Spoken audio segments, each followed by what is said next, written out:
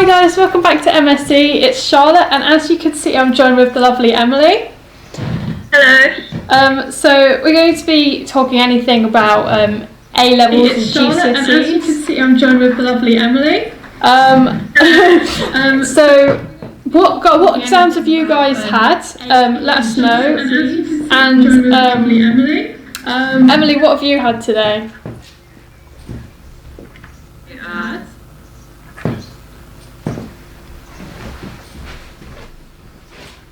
So everyone, get your questions in for me and Emily, because we're talking about anything to do with GCSEs, A Levels. Just let us know what you found with the exams you've had today, because I know there's been maths and there's been history. So Emily, what exams have you had today?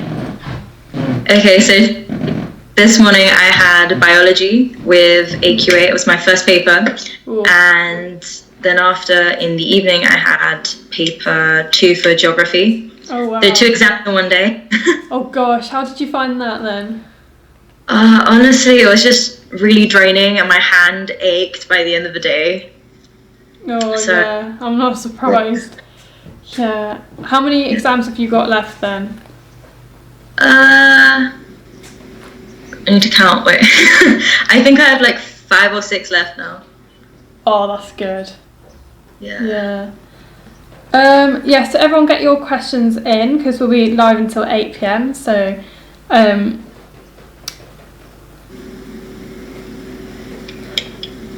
yeah, so get your questions in. Yeah, so you're doing, what A levels are you doing again, Emily? I'm doing biology, psychology, and geography. Awesome, yeah, so Emily's doing biology, psychology, and geography. I also do psychology, and I do drama and RS. So if you have any questions about any of those, then do get in touch, and we're always happy to answer you guys. Fionn said I had maths and history today, and I have 9 exams left. Ooh. That's scary. Yeah, I remember doing maths and GCSEs. Yeah. Riz says he found maths was very easy, so that's good. Yeah. Yeah. So what advice would you give year 11s that are going into A levels, Emily? Into A levels. Okay. Make sure to have like a positive mindset when you're going into A levels, and make sure to actually take it seriously, because you think it's the first year and you can kind of slack off in the beginning. But if you don't actually keep up with the content, you're going to fall really behind, and it's just really key to actually get the work done. And what I found pretty useful is that after revising for like a test or something for like a particular topic, I'd make revision notes all the time, so that by the time real exams came over, or like mocks, I've already got a bunch of notes and I can just review them. Yeah, definitely. Yeah, Ben says, to add to that question, is A level a big step up, would you say? Yeah, it is. It really is. So, for example, geography, I was an A/A-star student, and I was like, yeah, I've got this. Everything's fine. It should be okay. It can't be that hard. And then I went to A level, and I wasn't an A student anymore. Yeah. It's difficult because there are a lot more keywords that you need, particularly for like the sciences, and obviously the exams are a lot longer, and there's a lot more content to remember, and a lot of it's like application and stuff. So it's not just knowledge and recall, which is like a lot of what GCSE is. Yeah, I definitely agree with saying A levels are a big step up. Like as you said, like for RS, I got an A star at GCSE, and now I'm being predicted like a C. So don't be alarmed, because like grades that you wouldn't think would be very good at GCSEs, they're actually quite good at A levels. So because they're so much harder. Wild171 says, I've had a bad exam this week, which I know I failed. How do I try to forget about it and move on? Oh, okay. What I tend to do, like for biology this morning, I felt really crappy after it, and I decided to go on Twitter and look at the memes on the exam, and so people the same way I was feeling, and I was like, okay, I feel a little better. And I treated myself to an iced coffee as well after school, because I felt I deserved that. So just comfort food and a positive mindset. You won't know what the outcome is until, you go and collect your results. And I remember thinking that I was going to fail maths at GCSE, but it's okay, maybe the examiners are really nice or the grade boundaries are like super low. Just have a little bit of hope. It should be fine. Yeah, like you said, you never know if everyone else might have found it really hard as well, and the grade boundaries could be really low. I had an exam today, which I could see, I'm doing internal exams this week. I had a psychology exam, and almost like half of the paper was just maths, which I found was like really bad. But definitely don't get too down about it, because I spoke to a few other people and they all found it equally as hard. So everyone's going through the same thing. So definitely don't get yourself too down on it. Yeah, Elias says, what subjects does Emily do? So Emily does, can you repeat what you do, Emily? So I do biology, AQA, psychology, AQA, and geography at Excel. Awesome. Someone says, what should you eat before an exam? I recommend not eating too heavy. Yeah. So a lot of people decide to eat like fruit with a glass of milk or something, just something light but enough that you won't like starve in the exam. Yeah. So I have like a slice of toast, but I make sure to hydrate myself. And important, always go to the loo before, because you don't want to be running last minute or like holding it in throughout like a 1 hour exam. I think it is for GCSE, 1 hour and a half. Yeah, I'd definitely say like eat something healthy, like a banana or an apple or something. Not something too big, just like a snack. Definitely. A lot of people are saying they found the maths paper quite hard, so I'm sure you've done fine, guys. Yeah.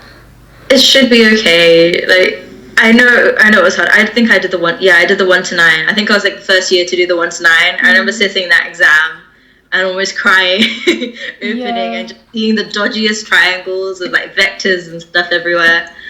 And as long as you did like a bunch of working out and the examiner can see that you tried, it should be fine. Yeah, definitely. Elias says, Emily, do you think Geography A-Level is a big step up from GCSE Geography? Because I'm doing Geography A-Level next year. Ooh, okay.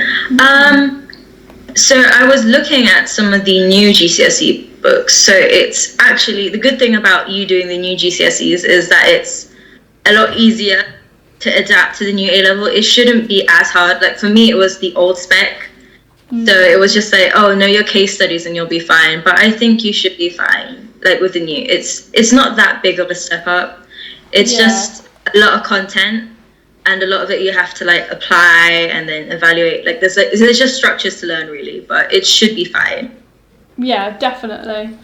Callum says, what's the best way to revise for GCSE biology?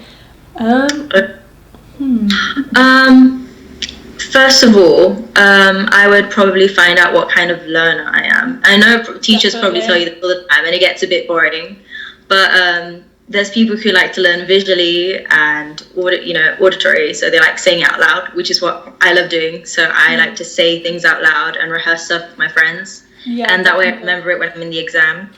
I also do this, I think at GCSE, I used to draw out a lot of diagrams and spider diagrams as well, I think it was. Yeah, definitely. Just for like each topic, and I just like try and have any little recall. Flashcards are also pretty good. Oh, I use flashcards loads. Yeah. Definitely getting like a family member or a friend to test you.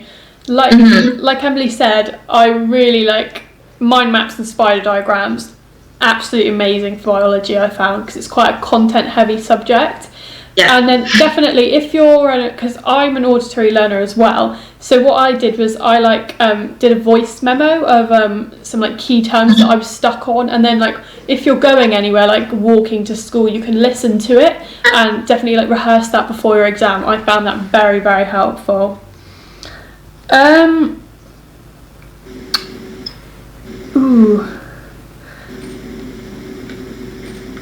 Yeah, Layla says trying to revise biology at the moment and I'm crying. Oh, I'm sure you'll be fine, Layla. How you feel, I understand. It was me yesterday. I was wondering how I was going to be able to like cram all the revision in and like at least like try and remember stuff. Honestly, it should be okay, guys. Yeah. Just hope. And if anything goes wrong, just write down whatever. I mean, it could at least be 1 mark. Yeah, definitely. Bald Eagle 323 says, should I wake up early and revise if I have an exam in the morning or sleep in? Okay. Personally, I don't like revising right before the exam because I just kind of start panicking because it doesn't really go in because I'm like, it's the exam today. And I'm not digesting the information right then and there. And I think it's really important to have a good night's sleep just so that you're not super tired. Because I remember doing that at GCSE, and I think it was for like a math exam. I stayed up until like 1 a.m, and it wasn't very good. Yeah. It wasn't very good. So I'd probably recommend sleeping, but wake up like decently early so that you're not late. If anything goes wrong, like your bus breaks down or something, that you'll be in time. Yeah, I mean, you could always like, I'm the sort of person that I do like to look at my notes before an exam, but like not when I'm like stood outside the exam hall. So maybe I've got a bus journey before my exam, I'll have my book out ready with me. But definitely, I'd say one thing that you should not do is, like you said, leave yourself like not a very big amount of time to get to school, because you're going to be late, and then it's going to be just an extra panic, and you want to like ease yourself into your day and your exams. So definitely do that.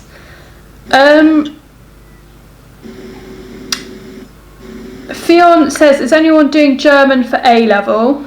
So do let her know in the comments.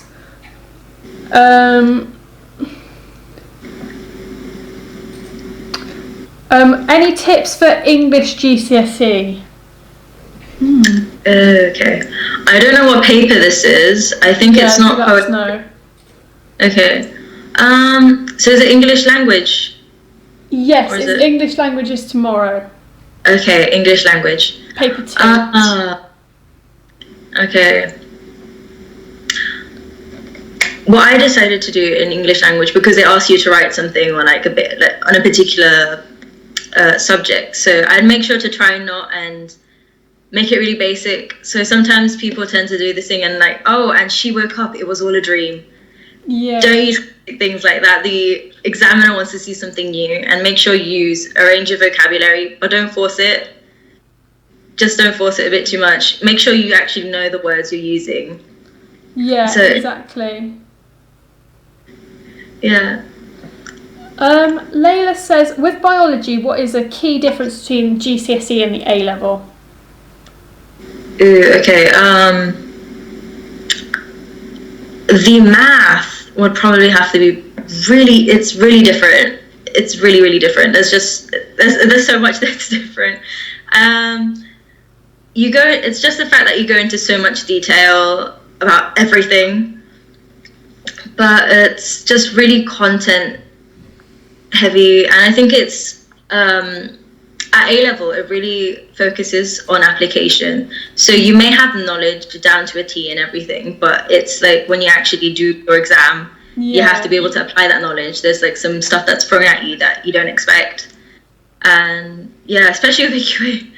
But yeah, that's what I found to be different than at GCSE. Yeah, definitely. Angel says she's a bit stuck on biology. So it's a biology question for you, Emily. All right. Can you go over the human nervous system? How do I go over the human nervous system? Yeah, can you go over it? Oh, can I go over it? Yeah. I did this today, so it should be fun. On the spot. I do biology, but if I don't get this right. Okay. Thing is, I don't know if I have to go into as much detail as I have to, but I will. So there is part of the immune system. So there's a foreign antigen that is detected on like a bacteria or something that enters the body, and this alerts all the white blood cells. And there's a particular one called phagocyte. Now, this one engulfs the bacteria, aka the pathogen. And so it starts to break it down with these enzymes called lysosomes. and it forms a sort of vacuole, and this is called a phagocytic vacuole. And then it's broken down and it's digested by the white blood cell. And then this white blood cell becomes an antigen presenting cell. And then this triggers a whole bunch of other stuff. And so the first step is it triggers the helper T cells and also the cytotoxic T cells. There's two types of T cells. Yeah. So the cytotoxic T cells releases like chemicals and stuff to like counter the toxins from the actual pathogen. And the helper T cells trigger the B cells, and they are part of the humoral response, I believe.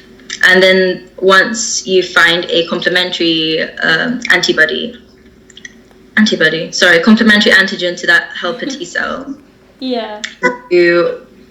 once it's complementary, it will go through something called monoclonal selection, and you'll produce a bunch of these complementary helper T cells. And then these B cells are going to produce a bunch of antibodies, and that's how you get the antibodies. And hopefully that is the human response system. Yeah. Yeah, I hope that helped. I'm sorry if I went too fast. Yeah, no, I'm sure that's helped. I'm sorry if it was like slightly like waffly. It's just like fine. Hopefully it helped. Yeah. Wild 171 says, should you do A levels if you have dyslexia? I'm worried about the step up.